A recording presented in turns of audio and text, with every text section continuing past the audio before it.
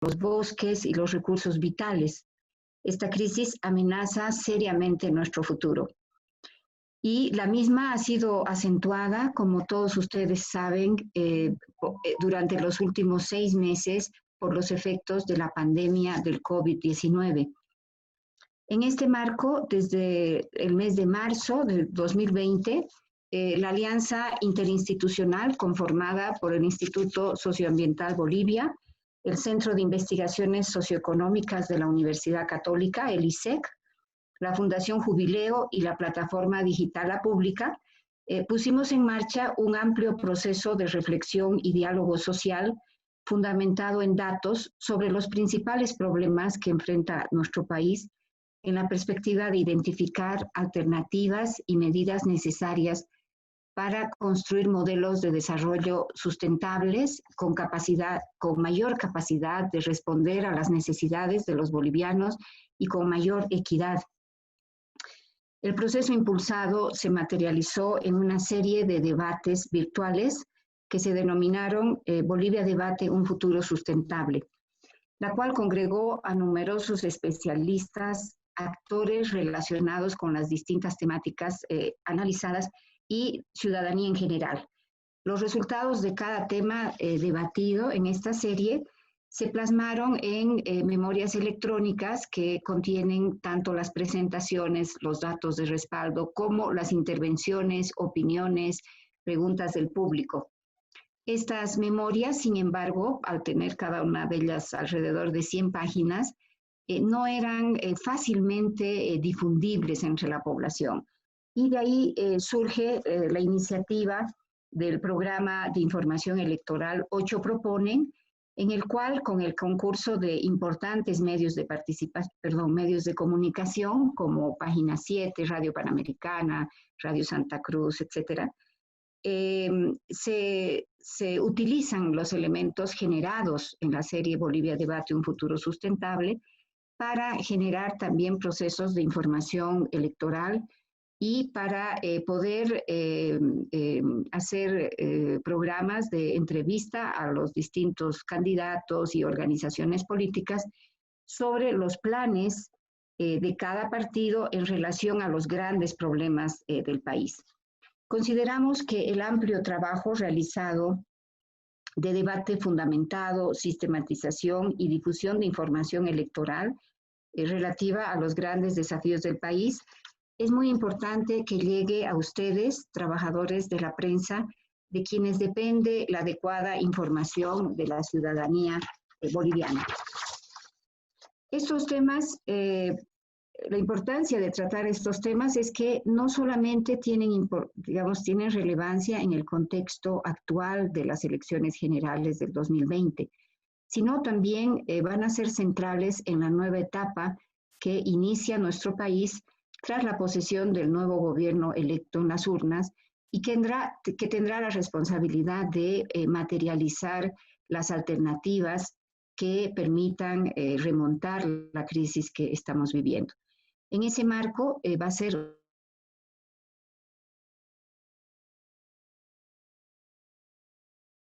como en el seguimiento a estas, ¿no? Y en este marco, como periodistas, es de pilar fundamental para todo el proceso que viva el país. Con este fin, las instituciones organizadoras de la serie Bolivia Debate un futuro sustentable y los impulsores del programa 8 Proponen basa en la disertación de los principales especialistas, reflexión y debate sobre cada tema, criterios que pueda producirse entre los participantes del curso y los disertantes, y también en el acceso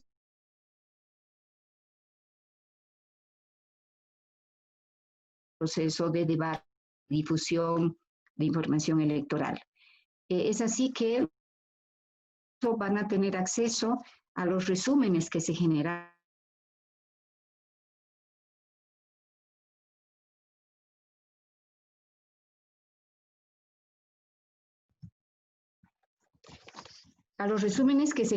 para el programa de información las memorias de la serie Bolivia Debate un Futuro Sustentable y también a resúmenes de los partidos políticos sobre cada tema.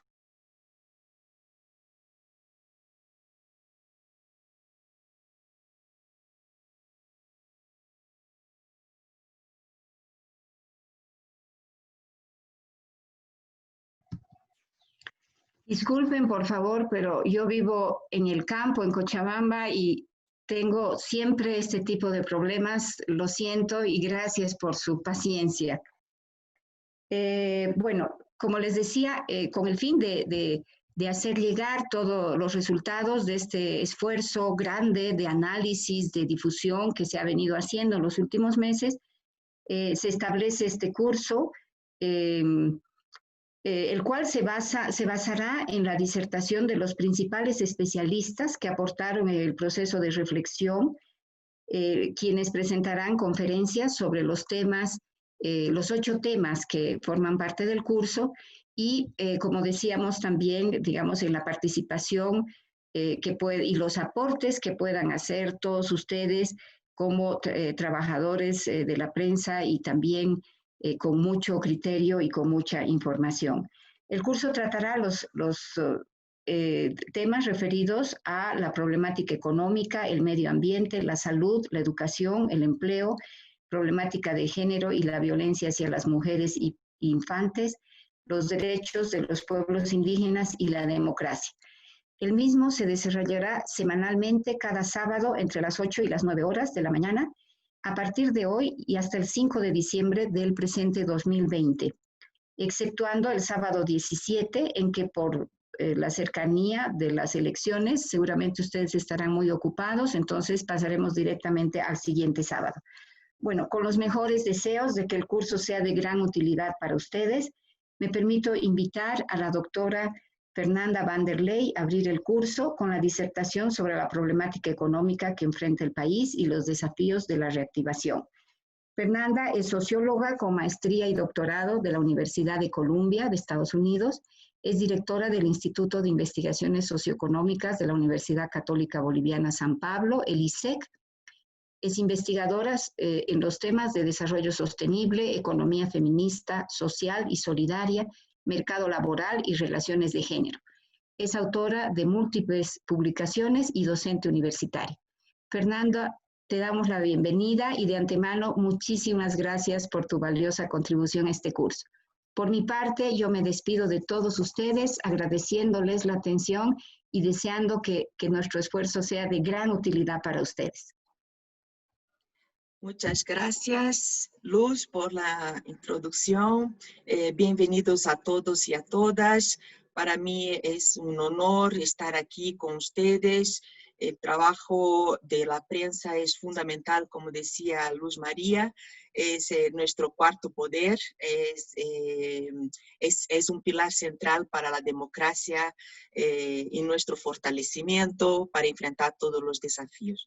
Bien, sin más, la idea de hoy es presentar la situación y los desafíos económicos y sociales que están relacionados en nuestro país, ¿no? Y que también son desafíos que enfrenta la región. Muchos de estos desafíos estamos enfrentando todos. La presentación está...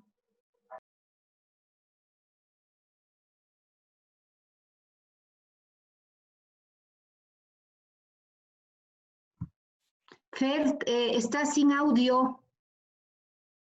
Fer. Perdón, ahora sí. Sí, perdón. Como les decía, muchas gracias, Luz, por la introducción. La idea de hoy es hacer una presentación. Primero, estoy muy feliz de estar con todos ustedes. Es para mí un honor estar con la prensa, que es el cuarto poder, es un pilar central para la democracia y para enfrentar los desafíos que tenemos en la construcción de una sociedad más justa, una sociedad democrática, una sociedad participativa y próspera. ¿no? Y por supuesto con justicia social. La presentación que voy a hacer hoy es, primero, quiero hacer un diagnóstico estructural de cómo es la economía boliviana y cómo hoy enfrentamos desafíos que son nuevos, ¿no? Pese a que el problema es antiguo, pero que está recién entrando a la agenda pública en los últimos 20 años. Y que en estas elecciones consideramos que es muy importante pensar el corto plazo, pero articulándolo con los desafíos estructurales. Y voy a terminar con ya los desafíos que son de corto plazo en el contexto de la pandemia, pero también con esta idea de que tenemos que articularlo con los problemas o los desafíos estructurales de nuestra economía. Bien, quisiera primero empezar con el tema de la crisis ambiental y social global y cuál es nuestra situación, nuestra posición en esta coyuntura internacional. La primera cosa que es fundamental es que hoy el planeta enfrenta un problema serísimo de crisis ambiental que pone en riesgo nuestra vida en el planeta. Los ambientalistas, la ciencia, nos ha estado dando elementos ya hace 4 décadas de un agotamiento del modelo global, donde los sistemas del planeta están llegando a sus límites, algunos ya pasaron sus límites.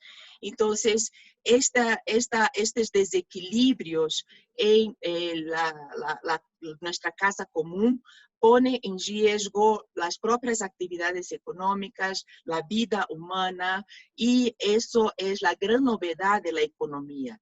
La gran novedad es entender que vivimos y necesitamos de ecosistemas que son viables, ¿no? Que se mantenga en los procesos económicos las capacidades ambientales, ¿no? Los límites biofísicos del planeta.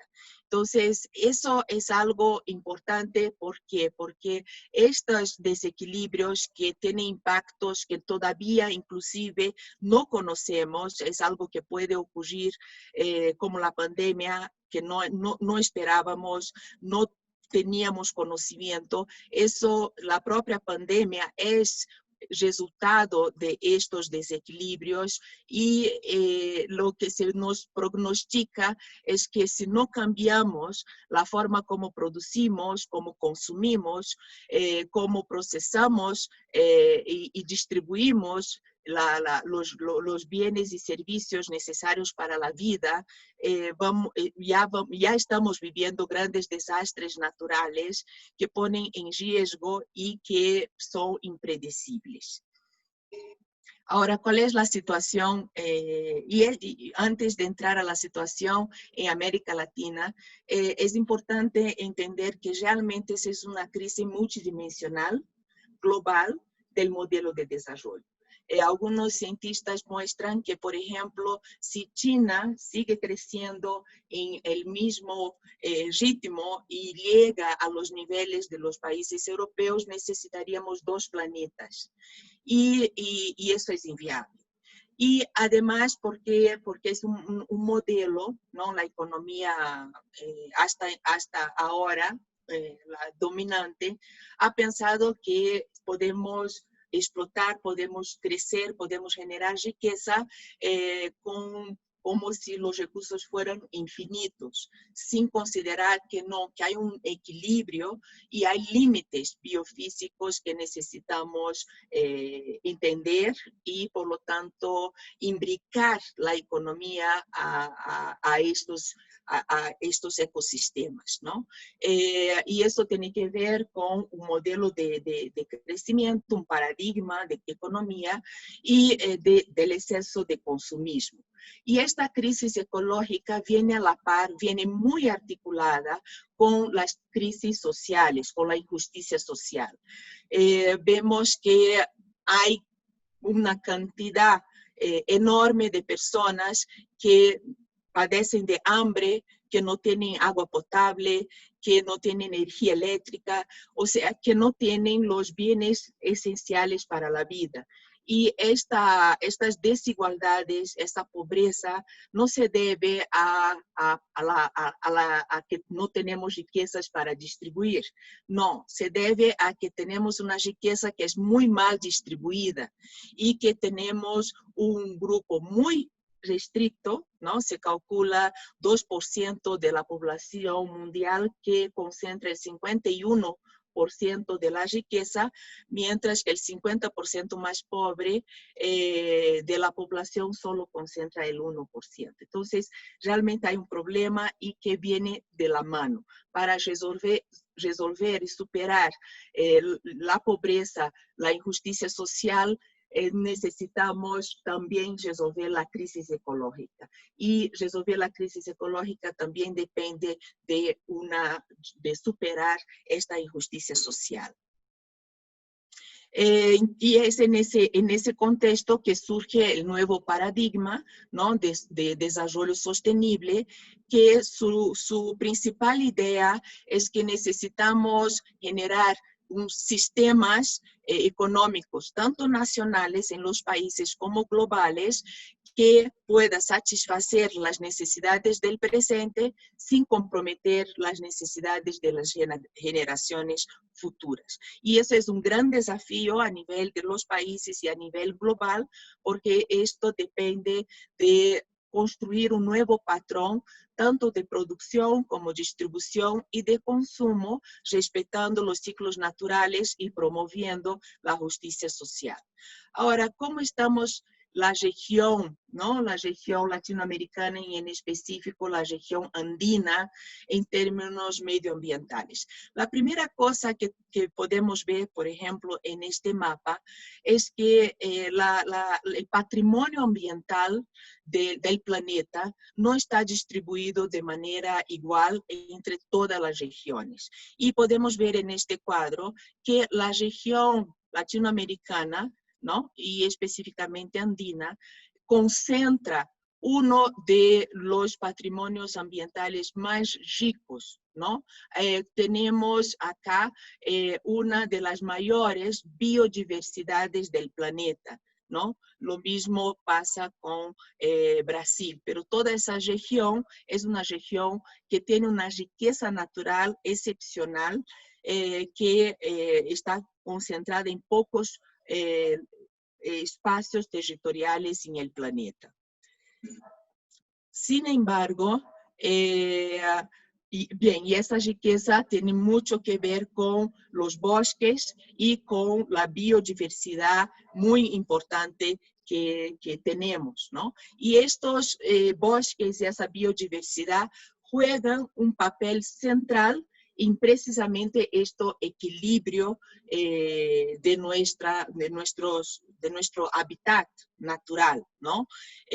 Son reguladores, por ejemplo, del ciclo hídrico, ¿no? O sea, hay un equilibrio hídrico que el momento que pasemos ese umbral, que en realidad ya lo estamos pasando, podemos no perder capacidad de agua en toda la región. Y eso es una sinergia complicada de entender, pero que lo que pase en la Amazonía afecta a toda la región. Ya estamos viviendo momentos de más sequías, donde esto empeora la situación de las quemadas, ¿no? De lo que ya estamos viviendo, y eventos cada vez más radicales, sea de sequía, sea de exceso de lluvia, ¿no? Y además tenemos por delante el problema del cambio climático, ¿no? Que está muy relacionado con, ¿no? que es el calentamiento global, ¿no? Que también ya lo estamos viviendo.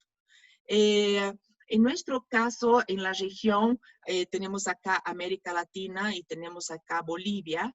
Este es un mapa, es un cuadro de la región andina. Lo que podemos observar es que estamos perdiendo, hay un proceso de pérdida de cobertura forestal muy acelerada, ¿no? Y que se ha agravado, ha estado seriamente comprometido, hemos tenido una mejora, pero se ha vuelto a agravar precisamente después del final del boom económico que duró hasta 2014 con el incremento de los precios de las materias primas y la demanda, ¿no? En América Latina también estamos perdiendo los bosques, un proceso de deforestación muy arriesgado en toda la región. Y esto llama la atención que este proceso ha empezado a empeorar precisamente después de haber firmado el Acuerdo de París, ¿no? Que es un acuerdo muy importante global, porque ese es un problema global y depende del esfuerzo de todos los países. Entonces, eso implica que estamos perdiendo nuestro patrimonio ambiental con efectos ambientales múltiples, muy acelerados y muy arriesgados. Entonces, eso es muy importante, esa conciencia de lo que está ocurriendo, porque necesitamos acciones rápidas, inmediatas y profundas. Esta pérdida de bosques está muy relacionada con la pérdida de biodiversidad. Podemos ver acá que una de las regiones donde más se pierde especies endémicas, ¿no? Es los Andes tropicales, ¿no? Y eso implica especies que solo existen en estos lugares. También tenemos graves problemas en todo este proceso que es resultado de la acción humana, ¿no? Por detrás de esto está la flexibilización de la regulación del control territorial de las comunidades indígenas y campesinas, de las áreas protegidas y de la regulación de los impactos ambientales de las actividades económicas, principalmente extractivistas. Y ahí incluimos tanto los hidrocarburos, los minerales, pero también algunas commodities relacionadas a la agroindustria. Sabemos hoy, por ejemplo, que el 81% de las emisiones de CO2 en Bolivia viene precisamente de la actividad de la industria, de la agroindustria. También esto está relacionado al incremento de los conflictos sociales alrededor de la explotación de los recursos naturales, también la criminalización y represión de los activistas ambientales y los defensores de los derechos indígenas, que como sabemos las muertes, las persecuciones en toda la región se ha venido agravando precisamente porque hay intereses muy fuertes en la continuación de estas actividades. Y todo esto tenemos que mirarlo desde nuestra estructura económica. Y nuestra estructura económica se ha fundado, ¿no? Desde de la colonización en un patrón de crecimiento basado en la extracción de pocos recursos naturales para la exportación sin valor agregado.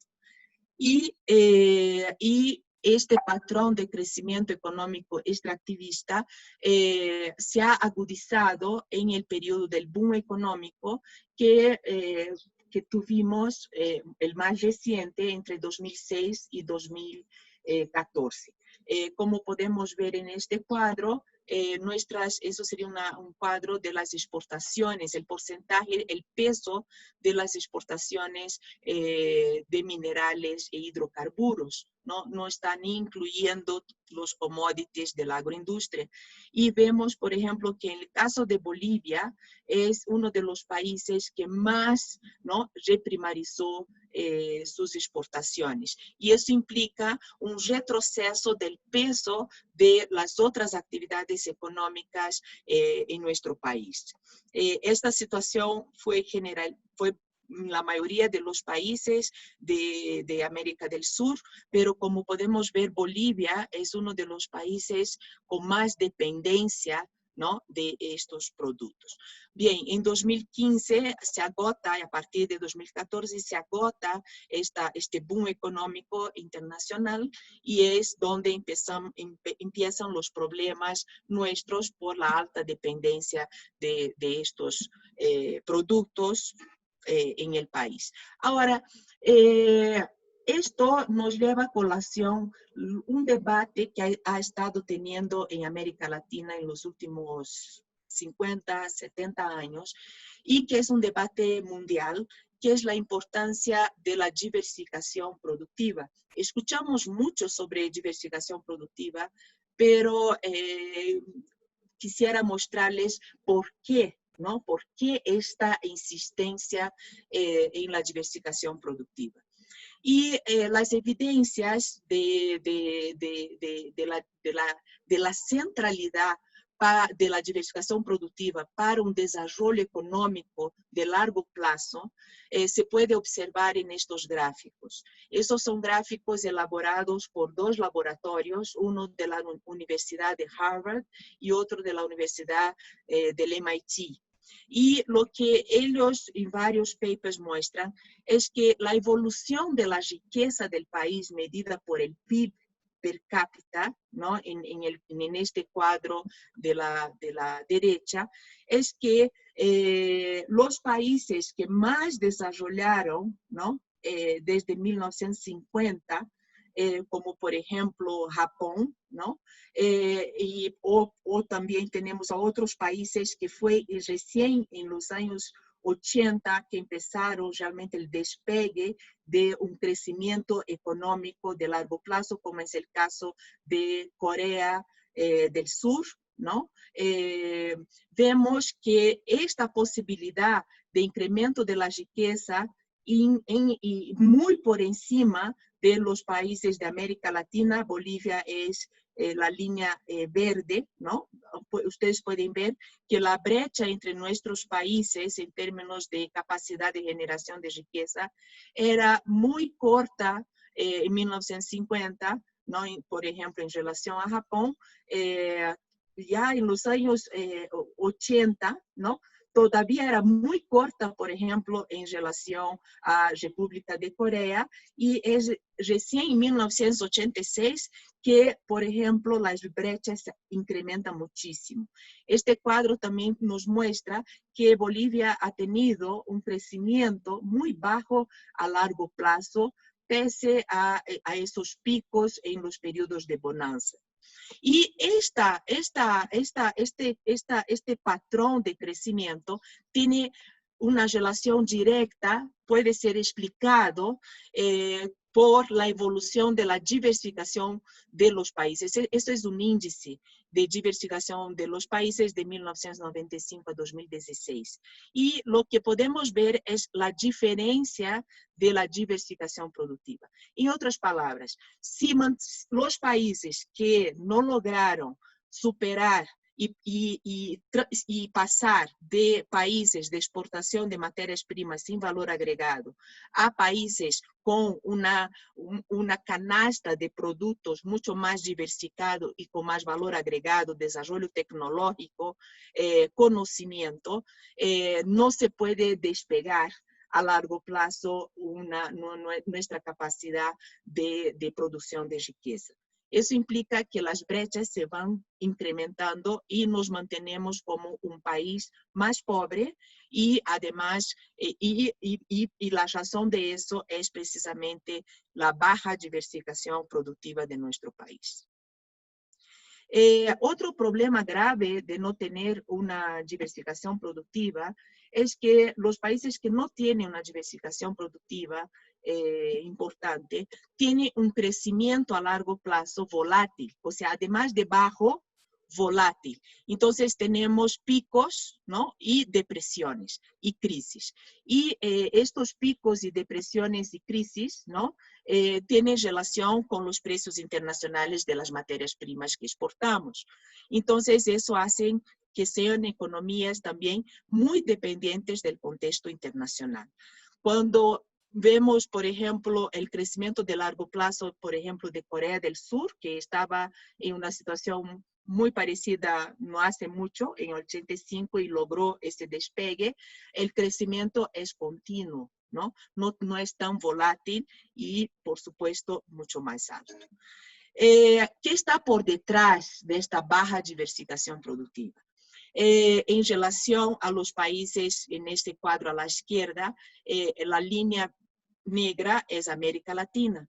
Y la línea, por ejemplo, esta es de Corea del Sur.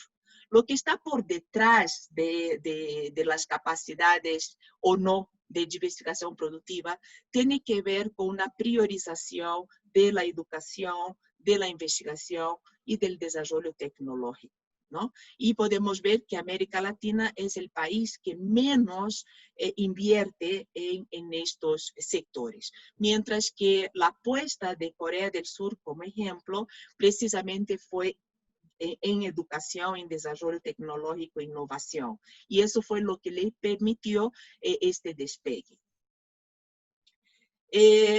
La otra característica que está por detrás es que también tenemos una baja diversificación en la inversión extranjera directa, ¿no? Que también sabemos tenemos ahorros, somos un país con una riqueza mucho más reducida, entonces necesitamos inversiones extranjeras para desarrollarnos.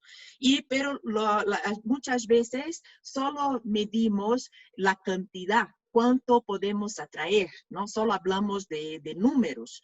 Pero otra dimensión importante que tenemos que considerar es a dónde va, o sea, cuál es nuestra capacidad para atraer inversión extranjera en una diversidad de sectores. Bolivia, entre todos los países andinos, al menos aquí no está Venezuela, es porque atraemos inversión extranjera precisamente en el sector petrolero y minero, ¿no? Y tenemos mucho menos capacidad de atraer inversión extranjera directa en otros sectores. Ahora, eso es algo que estamos condenados o hay posibilidad de políticas públicas para diversificar la atracción de inversión extranjera. Los países como Corea del Sur, que estoy utilizando como ejemplo hoy, sí hay. Y además los países que hicieron la primera revolución en el siglo XIX-XX, ellos, como por ejemplo los países del norte de Europa, ellos han tenido políticas públicas para condicionar la atracción de inversión extranjera directa en todos los sectores, de tal manera que el conocimiento y el desarrollo tecnológico se queden en el país. Entonces, la forma también como atraemos inversión extranjera es muy importante. Si atraemos inversión extranjera, inclusive en los sectores petroleros y mineros o agroindustriales, vienen, hacen todo y no dejan el conocimiento, estamos en serios problemas. Si también no generamos incentivos para atraer inversión extranjera directa, como también promover la inversión privada nacional en una diversidad de sectores que nos interesan y crear incentivos para eso, también no vamos a lograr la diversificación productiva. Y el otro grave problema de ser un país extractivista con baja diversificación productiva es la alta dependencia fiscal de los recursos naturales. O sea, hoy tenemos en Bolivia un país que depende enormemente de esos recursos, principalmente en los periodos de boom económico. Podemos ver acá, cuando comparamos entre varios países, vemos que los recursos naturales en Bolivia es muy, muy importante, ¿no? Y mientras que en los otros países han logrado avanzar en disminuir esta dependencia. De todas maneras, somos países dependientes de estos recursos naturales. Y finalmente, esta estructura económica es como una relación de ida y vuelta, ¿no? Como es una economía que muy centrada en estos recursos naturales sin valor agregado, que además emplea muy poco un porcentaje bajísimo, ni llega al 3% de la población, también generamos una economía que es desconectada. Tenemos los sectores que el anterior gobierno, o sea, el gobierno del MAS en sus planes llamaba los sectores estratégicos, ¿no? Y inclusive en nuestro imaginario colectivo siempre pensamos que dependemos, que son los sectores que empujan, que depende la economía, y los sectores que emplean, ¿no? Que son los sectores empleadores de trabajadores. Y eso hace que sean como dos economías desconectadas entre sí. Y eso está... Lo que genera es que en los sectores, ¿no? Esos sectores extractivos necesitan de mano de obra muy calificada, pero que no está conectada con los otros sectores, y los otros sectores no tienen incentivos, se quedan muy arrinconados y no tienen incentivos para realmente exigir mano de obra o trabajadores calificados. Por eso Bolivia es uno de los países en la columna verde con la población en una situación de informalidad, porque la calidad del empleo es baja, y una economía también que tiene un bajo nivel de educación, ¿no? Entonces podemos tener periodos donde incrementan los ingresos de los trabajadores informales, que fue lo que pasó en el periodo del boom económico, pero no no logramos cambiar nuestra estructura económica, la calidad misma del empleo. Por lo tanto, son muchos los resultados negativos del patrón extractivista en América Latina, ¿no? Tanto en términos de esa alta dependencia, de la volatilidad de los precios internacionales, ese bajo crecimiento a largo plazo, una estructura ocupacional segmentada con alta informalidad. Nuestras políticas sociales también dependen por la dependencia fiscal de estos recursos, entonces siempre estamos con políticas sociales que no son de Estado, no son continuas, ¿no? Eso también se refleja en nuestra cultura política, con una cultura rentista, alta conflictividad y una baja gobernanza que debilita la institucionalidad democrática y espacios de deliberación.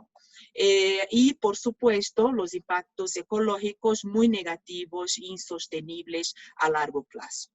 Y esto también está muy relacionado con la pérdida de patrimonio ambiental, que pueden ser la base precisamente para el desarrollo de estas otras actividades económicas, otros sectores económicos que, además de ser sectores importantes en la absorción de mano de obra y generación de empleo, como también amigables con el medio ambiente.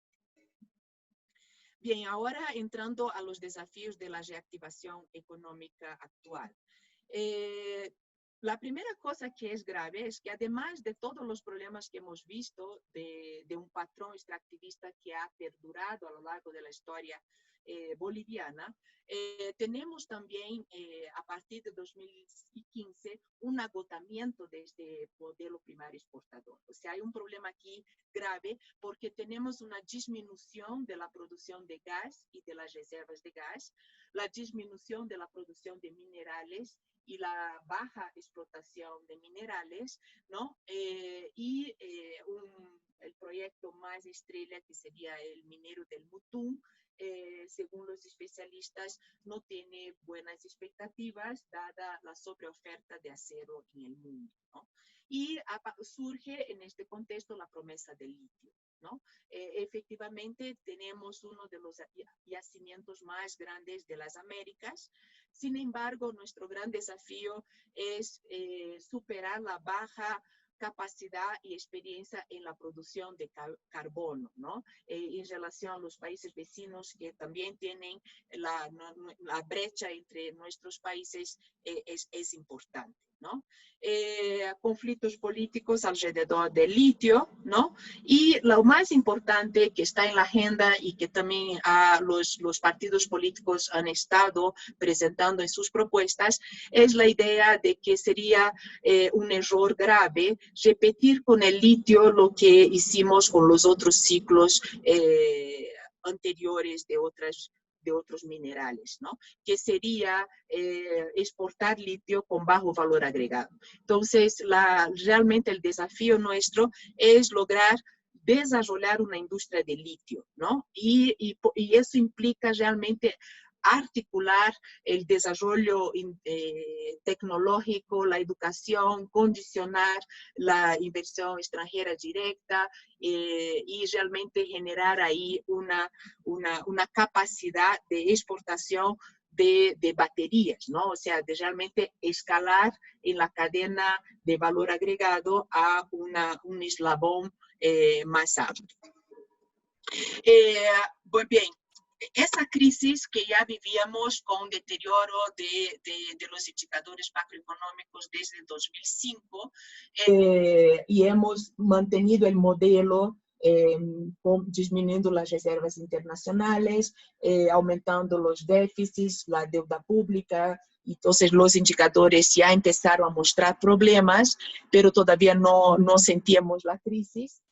No teníamos una crisis, pero con el contexto de la pandemia, es un shock externo, sí tenemos un grave problema, como también los países vecinos, y que es un decrecimiento económico importante. Esas son las proyecciones para el país. Hay sectores más afectados que otros, la minería, la construcción, el transporte, la industria manufacturera, exceptuando las industrias alimentarias, las industrias de servicios, ¿no? Con pérdidas, con caídas muy grandes. El desempleo, según la última información del INE, estaría alrededor del 12%, ¿no? Y esa es una crisis tanto de oferta, ¿no? Como de demanda. ¿Qué quiere decir? Hemos tenido una caída en nuestra producción y hemos tenido una caída en el consumo de los hogares, ¿no? Por lo tanto, y eso también es importante, que la reactivación económica requiere del control de la pandemia, ¿no? Estamos viendo lo que está pasando en otros países que han tenido que retroceder en sus medidas de apertura. Y como ya les mencionaba al inicio, los desafíos es pensar cómo reactivamos la economía, ¿no? Con medidas de corto plazo, pero hacerlo de manera inteligente. Por lo tanto, articulando esta reactivación económica, enfrentando los desafíos estructurales que tenemos en nuestra economía. El primer gran desafío claramente es que necesitamos recursos, ¿no? Para esta reactivación económica. Y hay una presión fiscal muy alta, ¿no? O sea, no tenemos los recursos que necesitamos para reactivar la economía, ¿no? Y eso es algo que ya veníamos sufriendo, una pérdida de los recursos públicos, o sea, gastando más de lo que recaudamos. Y el shock de la pandemia ha empeorado, ¿no? Tanto porque hubo una caída de la recaudación nacional, como también por el incremento necesario de los gastos públicos en salud, en transferencias de bonos, en disminución de las tarifas de servicios públicos, y etcétera, ¿no? Entonces, el déficit fiscal, según los especialistas, como por ejemplo Juan Antonio Morales, dice, mira, ahora no debería ser la preocupación central. O sea, necesitamos gastar para controlar la pandemia y disminuir el impacto de la pandemia sobre la pobreza, los sectores más pobres, ¿no? Entonces, aquí no deberíamos disminuir, eso no debería ser la preocupación. Más bien, lo que tenemos que hacer es tener un plan de poder recaudar los recursos necesarios, y hay varias posibilidades, gastar hasta controlar la pandemia, pero con un plan de mediano y largo plazo para que este déficit fiscal no llegue a transformarse en una crisis financiera, que eso sí sería grave en el país. Entonces, eso sería la idea. Entonces, lo que enfrentamos como Bolivia, ¿no? Como un país rico en recursos naturales, es esa disyuntiva, ¿no? De una reactivación económica que nos mantenga como proveedores netos de materias primas, o si esa reactivación económica está articulada a un plan mayor para seguir senderos alternativos de desarrollo, valorizando nuestra biodiversidad, aprovechándola de forma estratégica para promover actividades, otras actividades que nos permitan, en un proceso paulatino, una diversificación productiva. Y sin duda alguna está en la pauta de cómo vamos a, primero, apalancar estos recursos y dos, cómo los vamos a utilizar de manera inteligente, ¿no? Entonces, está en la pauta de discusión, por supuesto, la transición energética, que es algo que ya está ocurriendo en el mundo. Perdón, Fernanda, el audio está, el micrófono creo que está con interrupciones, se entrecorta. Por favor, ¿puede corregir? ¿Ahora me escuchan mejor? No. ¿No? Voy a ver si apago mi video y tal vez mejor. ¿Hola? ¿Me escucha mejor? Sí, es un problema del micrófono, creo que se entrecorta. Ay, qué pena, qué pena. No sé si puedo contribuir poniendo acá. Bien, ya estoy terminando para que podamos... Ahora sí, ahora sí. Se escucha bien. ¿Ahora se escucha mejor? Ahora sí. Ya, ok. Entonces, como les decía, ¿no? Está en la pauta esa transición energética que ya está ocurriendo en el mundo y tenemos grandes oportunidades por nuestra geografía en Bolivia, principalmente las energías eólicas y solar, ¿no? Otros sectores, industrias ambientalmente amigables, que estén mucho más articuladas a los diferentes sectores económicos y generadores de empleo con base en la gestión sostenible del patrimonio ambiental y cultural y que tenemos ventajas comparativas y competitivas son, por supuesto, el turismo ecológico, ¿no? Toda la cadena de gastronomía que implica desde la producción de alimentos sanos con la agroecología, la agricultura de conservación, la diversificación de productos agrícolas, hasta la gastronomía, que también está articulada con el turismo, con la artesanía, la industria farmacéutica, ¿no? Con base en nuestra biodiversidad, la producción de productos endémicos y muy valorizados en el mercado, en mercados nacionales e internacionales, como el cacao, la castaña, el amaranto, la quinoa, la cañagua, también la economía digital, la economía naranja, los servicios ambientales que cada vez se vuelven más, con más valor en el mundo, y por supuesto la gestión sostenible de áreas protegidas y bosques.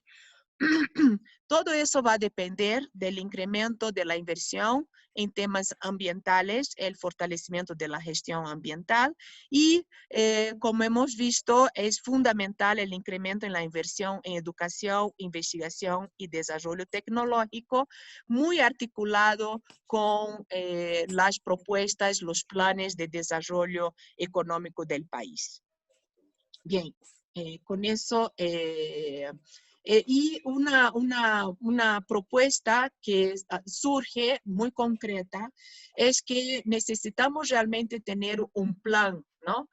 Un plan bien articulado de medidas de corto plazo con esa visión de largo plazo, ¿no? Y que este plan sea el rector del apalancamiento de recursos internacionales, ¿no? Y una cosa que es importante es que una herramienta central para que el tema medioambiental realmente sea... Fernanda, de nuevo el micrófono, porfa, se le ha cortado. Entonces, mejor termino acá, porque no sé cómo arreglarlo, y con esta frase, ¿ya? La construcción de un nuevo modelo post-extractivista solo es posible en un marco democrático y con una nueva institucionalidad pública, transparente, descentralizada y efectivamente participativa. Muchas gracias.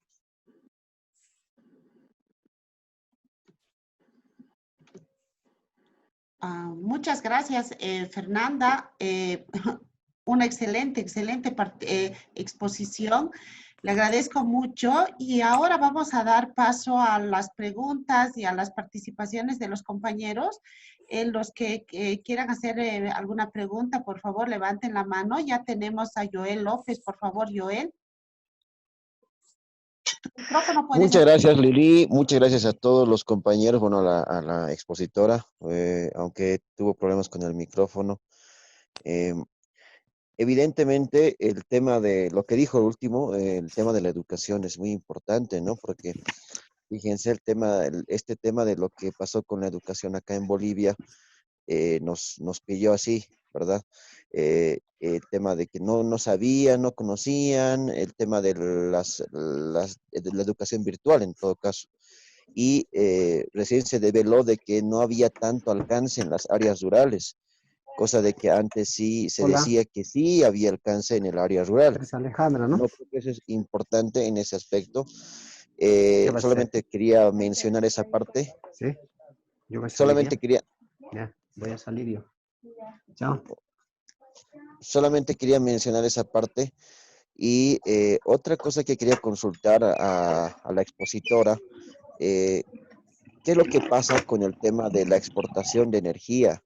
Bueno, se habló de exportar la energía en Bolivia, pero parece que quedó solamente en promesas y era falso lo que se decía de exportar energía a otros países. Al final no se logró eso.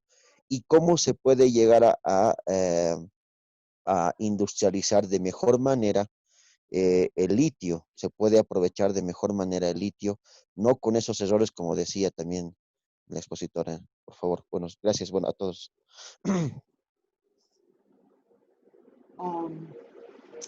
Lili, tal vez podríamos hacer una ronda. Primero, ¿quieres responder, Fernanda, al momento o podemos hacer que otro periodista más pregunte? Sí, yo creo que sería mejor, ¿no? Juntar varias observaciones. Ya. Ramiro Charcas también quiere participar, por favor, Ramiro.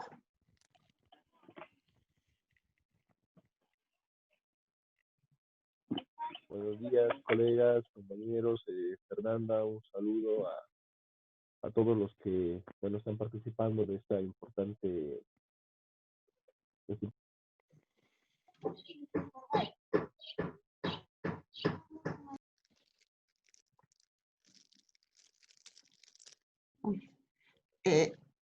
Creo que Ramiro Numbela también quiere participar. Por favor, Ramiro. Sí, buenos días, un saludo a todos.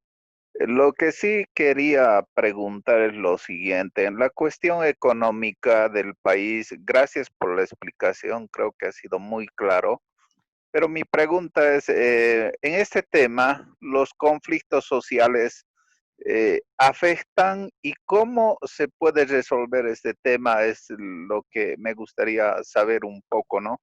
Teniendo en cuenta que de aquí en adelante se habla que el país va a estar realmente conflictuado, ¿no? Entonces, no sé si un poquito nos puede hablar de este tema social, ¿no? De los conflictos sociales.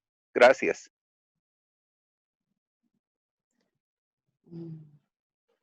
Fernanda, son todas las preguntas por el momento. No sé si puedes responder.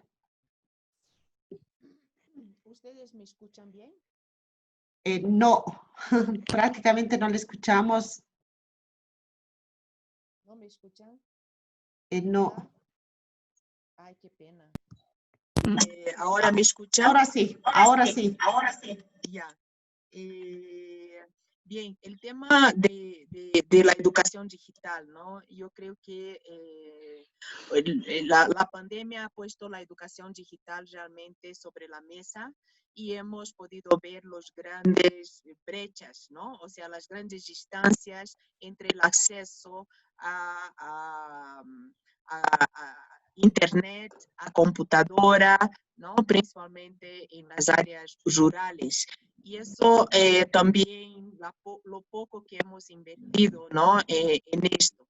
Entonces, eso creo que está en la agenda como necesidad número 1, entre otros desafíos de la educación. Necesitamos efectivamente avanzar y democratizar el acceso a toda la comunicación, ¿no? Digital, ¿no? Entonces, yo eso creo que está en la agenda pública y debería ser una prioridad la educación. La educación en general, porque tenemos varios desafíos en la educación, principalmente si pensamos en la educación fundamental, los desafíos principales están en la educación inicial y la educación secundaria, y la calidad de la educación, y ahora el tema digital, ¿no?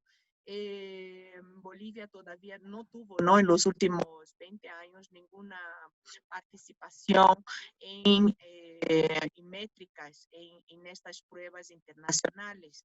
Entonces, no tenemos realmente indicadores sobre la calidad de la educación.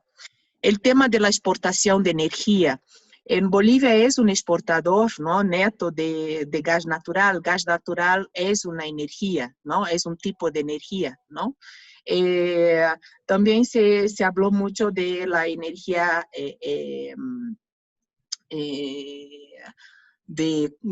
¿no? ¿Cómo se llama? De agua.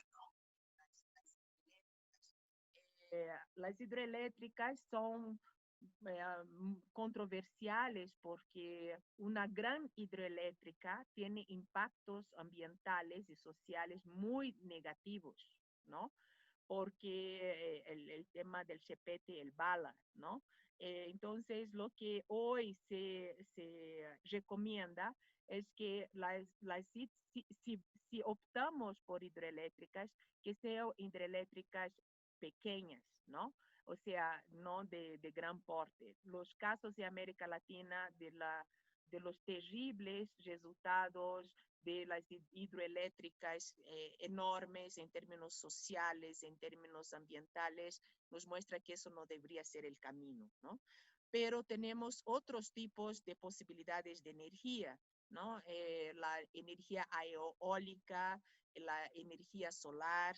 En el altiplano tenemos condiciones naturales óptimas para este desarrollo y cada vez más los costos del desarrollo de estas energías caen.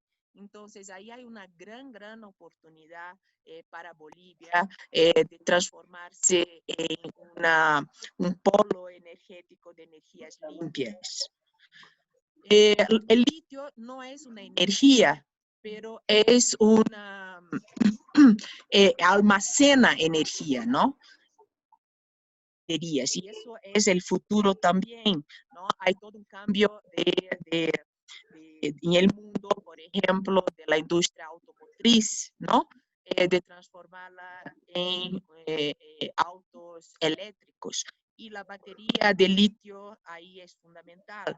Entonces, eso es muy importante. Ahora, para tener esta industria de litio y poder tener las capacidades de desarrollo, necesitamos muchos recursos. Entonces, eso es el gran desafío, ¿no? Y deberíamos hacerlo de tal manera que realmente no solo sacamos, ¿no? Y exportamos como materia bruta, pero sí que podamos industrializarlos en el país. Y ese es el desafío. Y eso va a implicar tener un plan integral que pueda desarrollar la industria del litio en el país, lo que implica capacidades, una inversión extranjera que realmente esté vinculada al desarrollo de estas capacidades en el país, ¿no? Y finalmente el tema de los conflictos sociales. La gobernanza es fundamental, ¿no? Entonces, realmente yo creo que la gran interrogante que tenemos ahora en estas elecciones es ver cómo se va con el voto popular armar el Parlamento, ¿no? Y yo creo que eso siempre ha sido el gran desafío del país y eso va a depender de una capacidad de articulación de negociación entre todos los actores políticos para tener un acuerdo nacional base que nos permita resolver los problemas, los conflictos de intereses a través de una vía institucional. Eso sería mi respuesta. Sí, Hola, buen día. sí, buenos días. Tuchín, está primero Ramiro Charcas, que quiere volver a preguntar Ok, porque hace rato creí creo que que ya se le había fue. preguntado. No, se le Sí, fue sí, y no hay ahora problema. y luego te toca a ti, ¿ya? Gracias. Perfecto, cedo, no hay problema. Buen día, compañeros. Sí, en realidad son 3 consultas. La primera tiene que ver cómo se podría, cómo no afectar a las poblaciones o comunidades con la implementación de energías como la eólica o la solar, tomando en cuenta el nivel de demanda que existe, porque para poder generar el nivel de energía eléctrica, sobre todo para las ciudades y para todo el sector urbano y rural, es una demanda bastante alta y se requieren espacios muy amplios. Y algunos estudios hablaban acerca de que la instalación de estas pantallas solares o las mismas torres eólicas generaban alguna serie de desequilibrios en sectores rurales y que justamente necesitan también un nivel de deforestación para poder implementarlas.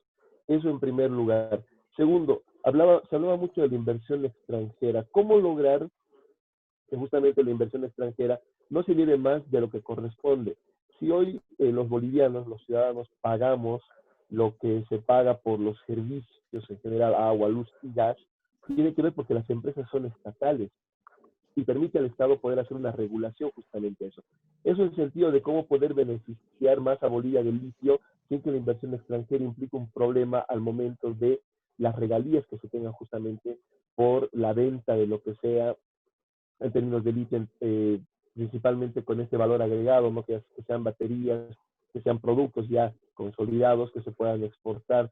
Y tercero, me parece que referente al tema del cambio climático, ya no se lo debería tildar de cambio climático, sino más bien de una crisis climática, porque ya no estamos hablando de un cambio, porque no es una transición, sino es una crisis lo que se está generando a nivel mundial con todo lo que pasa. Lo podemos ver ahora con el tema de los incendios, cómo está afectando, y esto que no representa para el gobierno anterior no significó algo de relevancia, porque se hablaba de una ampliación de la frontera agrícola, y para las propuestas de los actuales candidatos tampoco es una prioridad. Se sigue hablando acerca de cómo mejorar el tema del agro, que implique mayores ingresos para nuestro país, puntualmente en términos de soya, que puede generar el monocultivo, que como vimos en la Argentina, o se ve en la Argentina por lo menos, es un problema serio respecto a el tema del uso de agrotóxicos, pesticidas, que afectan no solamente a los cultivos alternativos, sino que también a las comunidades y a la población. Esos 3 aspectos, ¿cómo se los puede pensar para resolver y que los mismos candidatos o el gobierno que ingrese pueda aplicar políticas que no permitan una mayor depredación y mayores afectaciones económicas en el país? Bueno, Perfecto. antes, Fernanda, que también Víctor Hugo Rojas de Bolivisión te pueda hacer la otra pregunta. Claro. Dale, Tuchín. Gracias, compañeros. Buenos días. Puntualmente, nada más la consulta. Sabemos que la economía boliviana se mueve en un 80% de manera informal. Y es la economía que se mueve a diario, es la que da de comer a las familias en el comercio, una vez más, informal. De pronto, ¿qué se podría postular para este segmento, para este sector de la población, para poder hacer que se reactive y se reafirme la economía que pues ellos tienen y sufren, ¿no? Porque esperar una industrialización, para mi parecer, toma tiempo y además se requiere pues bastante estrategia y además inversión. Pero definitivamente quienes están sufriendo en este momento y necesitan respuestas y resultados seguramente de las autoridades, es este segmento de la población que vive al día. ¿Qué podemos hacer por ellos? Nosotros como medios de comunicación, principalmente para enfocarlo en nuestro rubro. Y quizá qué estrategias de respaldo deberían tomar las autoridades, ya sean municipales, departamentales y nacionales. Gracias. Muy bien. Muy bien, muchas gracias. Excelentes comentarios, excelentes preocupaciones, ¿no? O sea, creo que son las preocupaciones centrales que tenemos en el país. El tema de la energía eléctrica, ¿no? Sabemos hoy que 95%, alrededor del 95% de los hogares en Bolivia tiene ya instalación eléctrica, ¿no? Eso fue uno de los avances más importantes que tuvimos en los últimos 20 años, ¿no? Inclusive en el área rural, ¿no? Lo que no pasa con, por ejemplo, con saneamiento básico, ¿no? Pero en energía eléctrica ya la energía ya llega a 95% de los hogares. Eso ya no es el problema. Ahora el problema es la pobreza energética. O sea, el consumo de energía todavía de la población menos favorecida es muy bajo, ¿no? Tenemos esa cuota, ¿no? Esa tasa de pago baja. Entonces, realmente los hogares tienen energía, no están conectados, tienen luz, pero la utilización de esa energía es muy baja, ¿no? Ese es un primer comentario. El tema de la energía eólica y solar, tenemos un altiplano, ¿no? Que tiene las condiciones muy favorables para el desarrollo de la energía eólica y solar, que no tendría un impacto, o sea, no necesitaría deforestación, no tenía este tipo de impacto. Y hay algunas propuestas que son muy, muy importantes, que es también que los hogares, y especialmente los rurales, pero no solo, se vuelvan productores de energía, ¿no? Entonces, eso también tendría una posibilidad de productores de energía eólica y solar. O sea, hay modelos en el mundo donde los hogares no son solo consumidores de energía, pueden ser también productores de energía. O sea, el exceso de energía que uno no consume podría poner en el mercado. Eso implicaría una descentralización del sistema y también una mejor distribución de ingresos y una diversificación de actividades, por ejemplo, para los sectores. O sea, el sector rural no viviría solo de la producción agrícola, como ya se diversifica, ¿no? En transporte, en comercio, también podría diversificarse en términos de energía. Entonces, sería muy importante conocer esos modelos y esas oportunidades que se abren con esos nuevos tipos de energía. Los costos para esto cada vez son menores, o sea, está bajando. Entonces, aquí realmente se necesitaría un estudio para ver la factibilidad. El tema del rol del Estado. El rol del Estado es fundamental, ¿no? En las industrias estratégicas del país, ¿no? En ese caso, la industria del litio, ¿no? O sea, es muy importante el Estado para regular, para promover, para incentivar qué tipos y las condiciones de la inversión extranjera directa, pero también otros tipos de recursos internacionales. Eso es fundamental porque pero lo que ocurre ya hoy, ¿no? Lo que ocurre ya hoy y viene ocurriendo desde 2006, es que el Estado tiene un rol importante, pero no prescinde, o sea, no sigue necesitando inversión extranjera directa, ¿no? O sea, cuando vemos, por ejemplo, la industria de gas o la industria minera, la participación de las industrias, de las empresas transnacionales sigue siendo muy importante, ¿no? Entonces, no es que tengamos que elegir, ¿no? Al revés, no tenemos en el país los recursos necesarios para poder desarrollar de manera competitiva la industria del litio. Es un hecho, ¿no? Entonces, no tenemos los ahorros necesarios para esto. Entonces, es posible tener un rol del Estado importante, ¿no? En la promoción de la industria del litio, con inversión extranjera directa, que es necesaria, pero teniendo un rol orientador, ¿no? Y un rol regulador, para que efectivamente podamos, primero, desarrollar la industria del litio, que ya es un desafío enorme, y dos, que realmente los beneficios se queden para los bolivianos, ¿no? Y las bolivianas. Estoy totalmente de acuerdo con el tema de la crisis climática. No es solo el cambio climático, ¿no? Es una crisis climática que tiene múltiples dimensiones y en nuestro caso, como hablaba al inicio de la exposición, la pérdida de bosques y de biodiversidad es nuestro problema central, ¿no? Además de que la agroindustria es responsable por la emisión del 81% de emisiones de CO2, ¿no?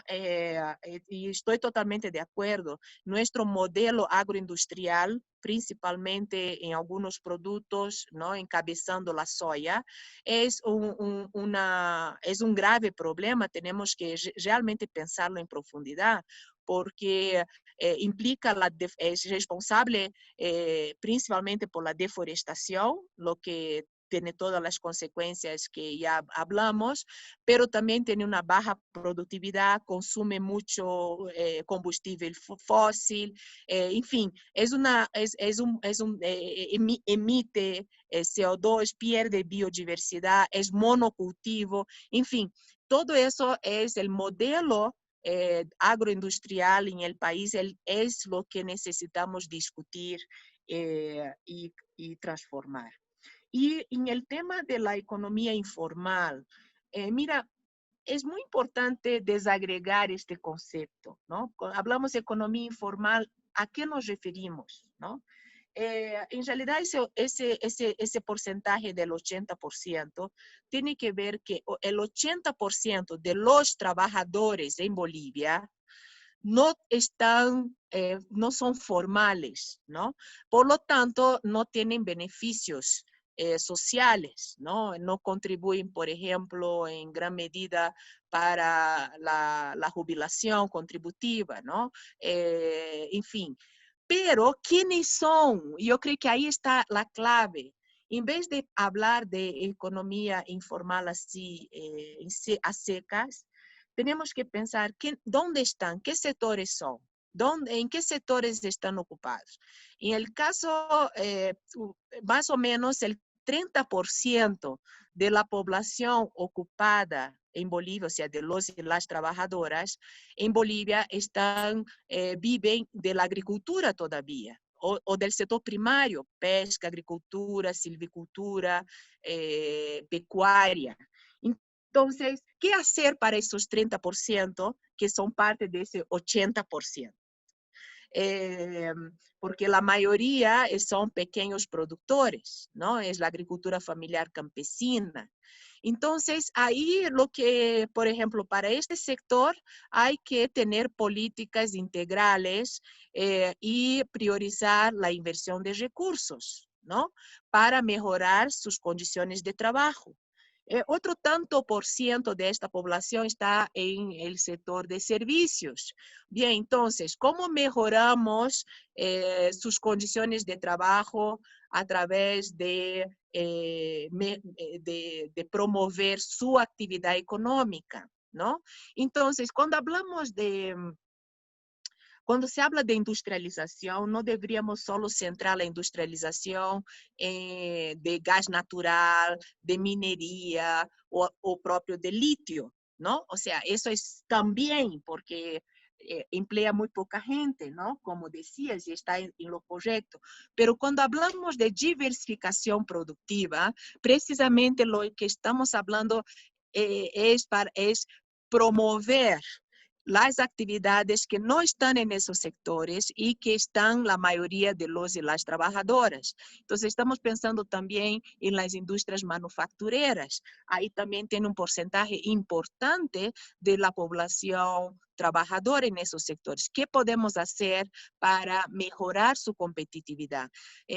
Cuando hablamos, por ejemplo, solo hablar de los trabajadores de la agricultura o del sector primario, tenemos mucho por hacer para mejorar sus condiciones de trabajo a través de políticas económicas que realmente fortalezcan sus sectores. Hay un dicho, ¿no?, que dice que la mejor política de empleo es una buena política económica, ¿no? Entonces, esta es mi sugerencia, que pensemos en los sectores, cómo fortalecer los sectores donde están los trabajadores. Y vamos a dar el paso a las dos últimas preguntas. Primero, Luis Germán Cabero y luego Edgar Mamani, por favor. Dale, Luis, desde hace un rato estás con la manito levantada. Luis. Sí, muchísimas gracias. Muy buenos días. Quisiera que por favor nos puedan hablar un poquito respecto al tema del turismo, porque es una de las áreas que ha sido afectada ya prácticamente un año. En estas fechas ya ellos tuvieron los primeros problemas de su trabajo y hasta el día de hoy prácticamente una reactivación es muy invisible. ¿Cómo tendrían que adoptarse? ¿Qué tipo de políticas tendrían que estar produciéndose? Muchas gracias, Luis. Edgar, por favor. Ya, muy buenos días. Saludar a todos los hermanos trabajadores de la prensa. Le hablo desde Potosí. Es una pena que el hermano campesino, quiero referirme al hermano campesino. El hermano campesino eternamente es pobre, no tienen dinero. ¿Qué hacen? Se van a las ciudades, no solamente a las ciudades, al exterior, Chile, Argentina.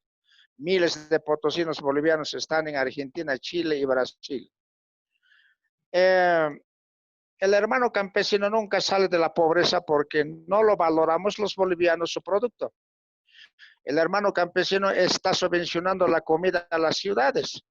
Nadie come su comida del hermano campesino, muy poco comemos, excepto papa, choclo, después no. Siempre estamos sujetos a la comida del oriente, arroz, fideo, aceite, estamos con esa comida y nuestra economía está por los suelos. Nadie come, los bolivianos muy poco comen charque de llama, pero ese sí pollo y ganado vacuno comemos y chancho más. Entonces, la economía del campesino está por los suelos. ¿Qué se puede hacer? Desgraciadamente los gobiernos departamentales y los municipios no tienen técnicos que pueden orientar qué productos, con qué productos podemos salir adelante. Esa es mi pregunta. Muchas gracias, Edgar. Fernanda, por favor. Empezaré con el tema de turismo, ¿no? Realmente son los dos sectores que se mencionaron, ¿no? El turismo y la producción de alimentos. Yo creo que son dos sectores centrales y además que generan mucho empleo y que están articulados con varios otros sectores y están articulados entre sí, ¿no? Por lo tanto, mejorar uno puede tener efectos positivos en el otro. Y el caso del turismo, efectivamente, mientras no se controle la pandemia, está complicado su reactivación, ¿no? Pero un primer paso que están haciendo los varios países es un apoyo y un incentivo al turismo interno, ¿no? El turismo de corto, ¿no? De corta distancia. Entonces, yo creo que una primera paso sería promover el turismo nacional, local, de corta distancia, ¿no? Entonces, eso debería ser con las medidas de seguridad. Eso es lo que ya están haciendo otros países, ¿no? Entonces, a través de la implementación de protocolos de seguridad y una situación de pandemia ya controlada, realmente ahí hay un rol de las políticas públicas para tomar medidas integrales de promoción, de apoyo primero, porque hay que proteger esos empleos, hay que proteger esas empresas que realmente fueron una de las más afectadas, ¿no? Para que no haya quiebra, ¿no? De las empresas que puedan sobrevivir y puedan mantener el empleo. Y promover este tipo de turismo. Ahora, el turismo en Bolivia ya tenía una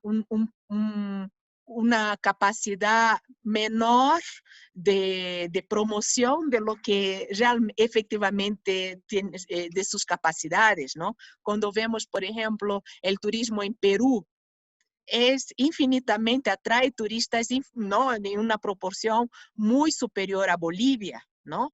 El tema de la inversión del Estado en el turismo. Y el turismo es una actividad que realmente está en todo el territorio nacional, ¿no? Y es muy importante articular todos estos atractivos turísticos y tener rutas turísticas que articulen todo el territorio, ¿no?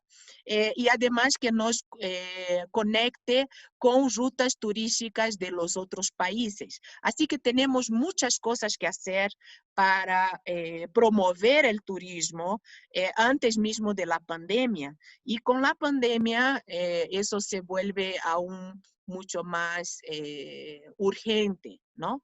Pero eso sería, y articular el turismo con el tema de los paisajes, del control de la basura, ¿no? De la gastronomía, y transformar nuestro enorme patrimonio, no solo ambiental, pero también cultural, en grandes atractivos, ¿no? Y realmente, y para todo esto, el Estado tiene un rol muy importante conjuntamente con las iniciativas comunitarias, las iniciativas privadas, ¿no? Y eso debe ser, por supuesto, un tipo de turismo sostenible, ¿no? Ecológicamente sostenible, aprovechando todo lo que tenemos. Y eso realmente yo creo que hay un potencial enorme para Bolivia. Los especialistas lo muestran para que podamos en esa reactivación económica tener al turismo como una actividad central. Y en el caso de la producción de alimentos para consumo humano, donde la agricultura familiar campesina, indígena, tiene un rol central. Hemos visto esto ahora en la pandemia. Se han cerrado las fronteras y hemos seguido comiendo, ¿no? Hemos seguido teniendo alimentos. Y esto es una oportunidad para que los consumidores urbanos realmente valoricen esta producción y que realmente no exista una subvención desde el campo a las ciudades, ¿no? Y que realmente pueda mejorar sus condiciones de vida. Y ahí también es muy importante un rol del Estado fundamental para promover esas actividades, ¿no? Para que pueda realmente, que el campesino pueda vivir de estas actividades y tener una vida digna. Y ahí también hay mucho por hacer, mucho por hacer. Si hay algo que la pandemia ha mostrado es la importancia de esta producción, ha disminuido la importación, ¿no? En un periodo, y hemos podido valorizar nuestra producción nacional. Pero también es muy importante esa concientización del valor de nuestro producto, ¿no? Y un producto además que sea sano. Y la diversidad de los productos, ¿no? Desde los consumidores urbanos, que son ahora la mayoría en el país, ¿no? Y la importancia de la calidad de nuestros alimentos frescos. Y esa valorización. Y ahí creo también que la prensa tiene un rol muy importante en esa concientización, ¿no? De la calidad de nuestra alimentación y de las cadenas cortas de alimentos. Y antes de una última pregunta hacen por el chat. Dice, acerca de los productos transgénicos, si es de beneficio para la economía y si podrá ayudar a la reactivación económica. De verdad que yo todavía no tengo una opinión formada sobre los transgénicos. Tal vez Luz quiera hablar algo. Sí, muchas gracias, Fernanda. Ahora le cedemos la palabra, además, para responder tal vez este tema de transgénicos y para cerrar la sesión de hoy. Por favor, Luz María. Gracias. Bueno, en primer lugar, les propongo que el tema de transgénicos quede para ser tratado en el siguiente evento que justamente lo tiene previsto. Es un tema amplio que no conviene, digamos, tratarlo fragmentadamente. Por lo tanto, que sea un motivo también para contar con su presencia, así como hemos tenido hoy alrededor de 60 periodistas, que es una gran alegría. También que el 24 de octubre se den cita para escuchar el tratamiento de la problemática ambiental y sus perspectivas. Respecto a, a lo que es también la información complementaria, que es importante que ustedes puedan acceder. Lili va a pasar a través del grupo de WhatsApp los links correspondientes donde pueden ir encontrando tanto mayor información respecto a lo que Fernanda presentó, como información sobre temas relacionados que van a ir saliendo a lo largo del curso. Bueno, para cerrar, Fernanda, en primer lugar, muchísimas gracias. Has hecho una presentación que realmente ilustra la multidimensionalidad, ¿no?, del problema económico, su relación con el medio ambiente, con el Estado, con la situación social del país. Y asimismo, has dado una visión muy clara sobre los desafíos y las vías posibles de la reactivación. Creo que para nosotros es un lujo poder empezar este proceso de trabajo con los periodistas, con el trabajo que has presentado, y nos muestra también la gran calidad del trabajo del Instituto de Investigaciones Socioeconómicas de la Universidad Católica, que ustedes como periodistas van a poder también conocer a mayor profundidad y poder acudir a información confiable que el Instituto genera y que se ha podido ver en el trabajo de Fernanda. Antes de cerrar, quiero agradecer también al equipo que ha hecho posible la sesión de hoy, Lili Zurita, que coordina este esfuerzo, Enrique Rodríguez, que ha estado de base en todo el manejo técnico, Fabiola Rollano, que hará toda la gestión de la información en redes sociales. Muchísimas gracias a todo el equipo y muchas gracias a todos los participantes. Como decía, hemos tenido alrededor de 60 periodistas. Deseamos de todo corazón que realmente lo que hemos empezado a tratar sea de utilidad para ustedes y los esperamos en la próxima sesión el día 24 de octubre. Muchas gracias y hasta luego. Muchas gracias. Saludos desde Potosí, hasta la próxima. Agradecido, muchísimas gracias, muy agradecido por los cursos que nos ilustran a cada uno de nosotros. Un abrazo a cada uno y se cuidan mucho. Gracias, Chao. hasta luego. Chao, chao. Chao, chao. Gracias. Gracias. Muchas gracias. Gracias. Muchísimas gracias. Y buen día para todos. Gracias por la exposición. Lili, gracias. Gracias, Fernanda. Muchas gracias. Gracias, chicos. Gracias por la organización. Hasta luego y por la participación. Hasta luego. Muchas gracias por transmitir sus conocimientos. Gracias. Gracias y buena exposición, Fernanda. Interesante de paso con los datos que diste. Y espero también compartir otro curso quizá, ¿no?, en esta capacitación. Muchas gracias. Fue un gusto para mí.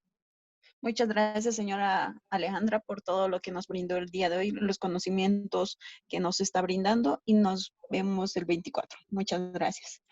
Hasta luego.